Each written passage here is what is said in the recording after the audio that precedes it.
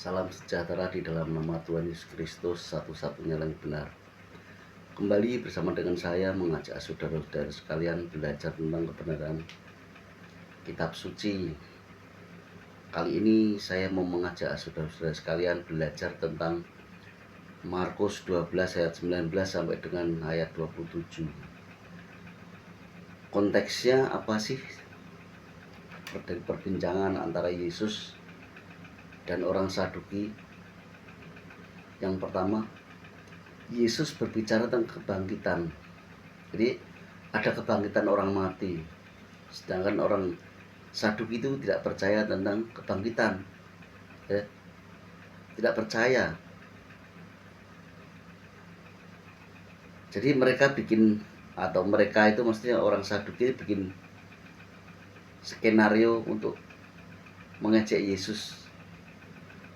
Jadi dia memakai cerita kisah 7 bersaudara yang kawin dengan satu perempuan, yaitu di Ulangan 25 ayat 5 dan 6. Itu adalah hukum Musa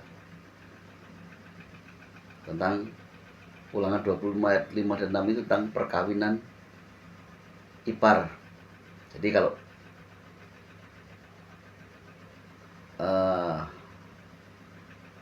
seseorang bersaudara 7 laki-laki semua,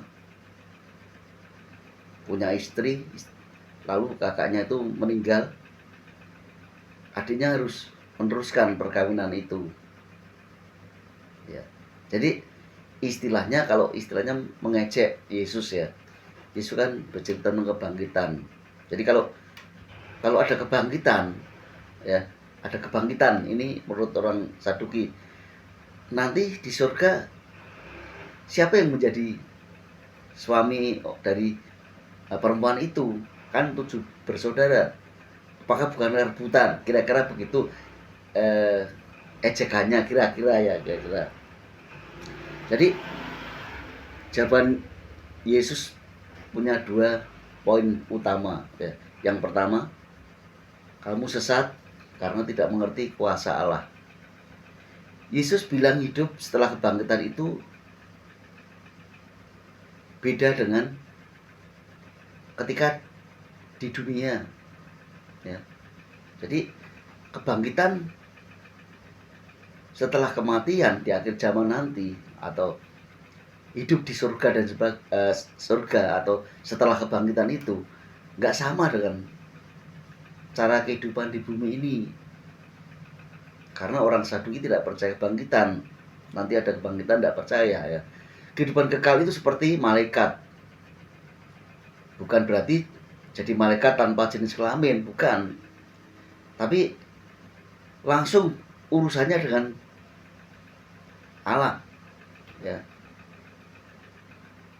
Bukan seperti di dunia ini. Kalau di bumi ini kan urusannya dengan hukum manusia, hukum adat, hukum seperti KUA, begitulah, ya. Kalau di surga tidak ada begitu. Urusannya semua orang mati yang masuk surga itu dengan Allah urusannya. Kalau kebangkitan, ya. Aturan dunia sekarang nggak bisa dipakai untuk mengukur realitas kehidupan di surga. Karena sekali lagi Yesus mau berkata kepada orang Saduki bahwa kamu sesat karena tidak mengerti tentang kuasa Allah, ya. Yesus ada Allah, rohnya Allah, walaupun ketika berbicara dengan orang Saduki jelas tubuhnya manusia, tapi Yesus mengerti kehidupan di surga, ya. Yang kedua, yang pertama kamu sesat karena tidak mengerti kuasa Allah. Yang kedua, Allah adalah Allah orang hidup, bukan Allah orang mati. Ini tamparan telak kepada orang Saduki. Yesus juga kutip Keluaran 3 ayat 6 dari Taurat atau kitab yang justru dipegang orang Saduki. Waktu Allah ngomong ke Musa di Semak Duri, Abraham, Ishak, Yakub sudah mati ratusan tahun. Tapi Allah bilang, akulah Allah Abraham. Jadi artinya mereka tetap hidup di hadapan Allah kalau Allah itu adalah orang hidup. maka pasti ada kebangkitan. Karena Abraham, Ishak, Yakub itu berkenan di depan Tuhan dan percaya kepada Tuhan, Yahweh saat itu, atau Tuhan besar semua. Tetapi yang dikenal di perjanjian baru adalah namanya Yesus, karena Yahweh sudah menjadi manusia. Ya. Abraham, Ishak, Yakub itu adalah orang hidup. Kalau secara rohani nih, secara rohani, karena mereka patuh, taat, dan percaya kepada Yahweh atau Tuhan besar semua, atau Yesus kalau di perjanjian baru yang dikenal orang di perjanjian baru. Jadi katakan, walaupun Abraham, Ishak, Yakub sudah mati, dikatakan Allahnya orang hidup. Beda dengan orang Saduki, walaupun hidup mereka toh tidak percaya Yesus, ya, walaupun mereka punya ayat-ayat kitabnya. Jadi ini juga teguran bagi kita semua, ya. Jadi kalau orang Saduki dikatakan kamu tidak ngerti, kamu sesat karena tidak ngerti kuasa Allah, ya. Kemudian Allah adalah Allah orang hidup. Ini juga teguran bagi kita semua, ya. Teguran bagi orang Saduki juga teguran bagi orang yang sekarang. Jadi orang sekarang itu walaupun dikasih tahu bahwa Allah itu Yesus yang nanti akan membangkitkan semua orang yang sudah mati, banyak orang nggak percaya juga. Apa bedanya orang-orang sekarang dengan orang Yahudi, orang Saduki? Ya, teguran yang pertama, mereka mengecilkan kuasa Allah. Ya, mereka istilahnya ya gimana, kuasa Allah itu nggak percaya mereka atau meremehkan. Dikira surga itu adalah jiplakannya bumi ini, sama seperti di bumi. Orang kawin dan mengawinkan, ini kan bumi, saudara. Tapi surga tidak demikian. Surga adalah tempat di mana orang-orang kudus berada, karena Allah adalah rajanya. Yang kedua, mereka gak baca kitab suci dengan utuh. Karena orang Saduki itu punya kitab suci juga, tapi gak dibaca. Yang dibaca yang disenangi mereka. Kalau ada orang harus membawa atau menyatakan tentang kitab suci, mereka tidak percaya. Tahu punya kitab suci, tidak baca dan tidak percaya. Jelasnya itu. Padahal buktinya ada di Taurat mereka sendiri. Orang Saduki itu kan orang Yahudi juga. Mereka percaya kitab Taurat, tapi tidak dibaca. Toh dibaca tidak paham, atau ngerti tapi tidak percaya. Nah, ini yang dialami orang-orang sekarang, tak ubahnya dengan orang Saduki. Ya, jadi pertanyaan jebakan mereka malah jadi kesempatan Yesus untuk menjelaskan dua hal, ya. Ada kebangkitan. Jadi di dalam Yesus itu ada kebangkitan dan hidup kekal, ya.